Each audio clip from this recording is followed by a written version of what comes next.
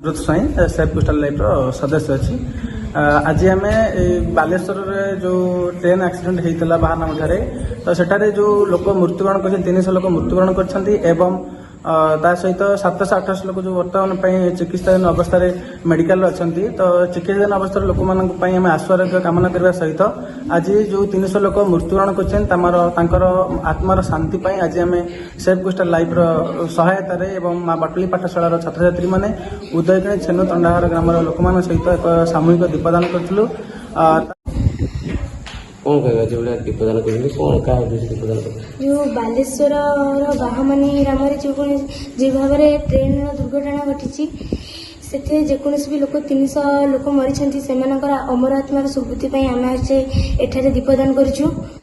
मैंने आहत अच्छा से आशु आरोग्य कामना करूँ।